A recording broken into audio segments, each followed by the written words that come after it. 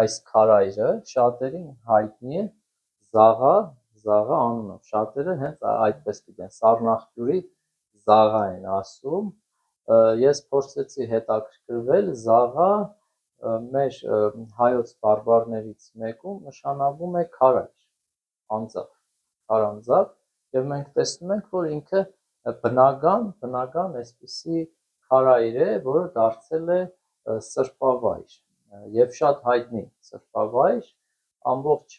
Հայաստանով մեկ բազմաթիվ հարյուրավոր, հազարավոր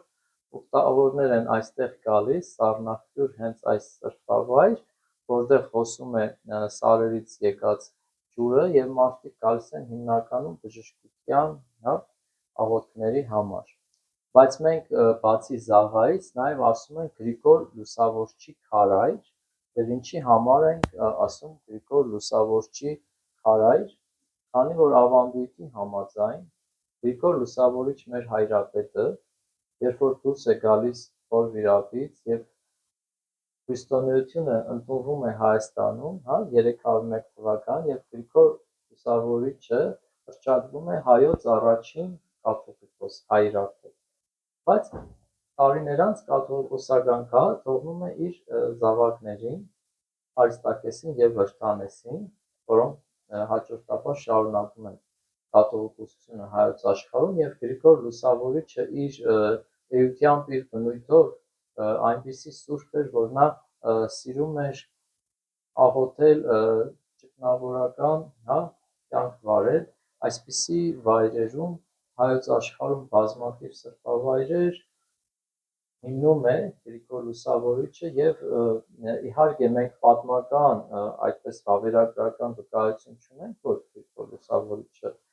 այս քարայրում եղել է, բայց ավանդույթի ուժով գիտենք այդ մասին եւ վստահաբար հավատում ենք, քանի որ այդպիսի մեծ սուրբ պիտի աղոթեր այս սրբավայրում, որ այստեղից հոսող ջուրը այդպիսի հրաշագործ զորություն ունենար եւ մինչ օրս բազմաթիվ մարդիկ տարբեր հիվանդություններից եւ մեր աչքի առաջ նույնիսկ հրաշքներ են տեղի ունենում, թե ինչպես են մարդիկ բժշկվում իրենց հավատքի դիմաց իհարկե յուրաքանչյուրը երբ որ գալիս է մեծ հավատքով, որ այստեղ պիտի բժշկվի եւ մենք ուրախ ենք, որ այսպիսի սրբավայր ունենք հենց հատկապես Սառնախճուրում, քանի որ Սառնախճուրը հայտնի է նաեւ այլ սրբավայրերով, Սուրբ Թադեոս Առաքյալի անվան եկեղեցին ունենք, հոգեվանքը ունենք, գյուղ մտնելու ճանապարհին 5-րդ դարի Սուրբ Հակոբի եկեղեցին ունենք, որը նույնպես պատմամշակութային մեծ արժեք է ներկայացնում եւ մարդիկ գալով Զաղա Գրիգոր Լուսավորչի քարայր այդ սրբավայրը նաեւ ծանոթանում են Սառնախճուրի մյուս սրբավայրերի հետ եւ այստեղի հոգեվոր կյանքը մեծ աշխուժություն է ունենում այս սրբավայրի շնորհիվ։ Մենք էլ մեր հերթին փորձում ենք հատկապես շաբաթ կիրակի օրերին այստեղ հաճախակի լինել, նույնիսկ ժամերով լինում ենք այստեղ, որպեսզի եկող ուխտավորների համար բժշկության աղոթք Տեր հայր, Սառնախճուրը նաև հերոսական գյուղ է, ոսոխի գրոհներն է կարողացել հետ մղել, արդյոք նաև այս սրբավայրերը, այս եկեղեցիները ունեցել են իրենց նշանակությունը այդ հաղթանակների կերտման ճանապարհին։ Իհարկե ունեցել են։ Տեսեք, սառնախճուրցիները ինչ են ասում, հենց 2 օր առաջ ավանդաբար, ինչպես ամեն տարի, տոնախմբվում էր Սառնախճուրի հերոսամարտի օրը եւ վանքի հոգեվանքի հատվածում կա հուշակոթող, այնտեղ է այդ միջոցառումը անցկացվում ի նշան 1918 թվականի Սառնախճուրի ճակատամարտի, որը նշանակալի մեծ ներդրում ունեցավ նաեւ Սարդարապատի ճակատամարտի, Բաշաբարանի, հա, ճակատամարտերի համար, ինչի համար, քանի որ այստեղից արդեն թուրքական զորաճոգատները, եթե ճեղքեին Սառնախճուրի ճակատը, պետք է միանային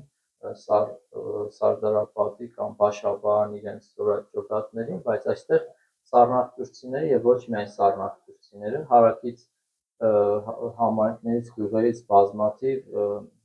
մարդիկ էին հավաքվել այստեղ եւ միասնական ճակատով հերոսամարտ են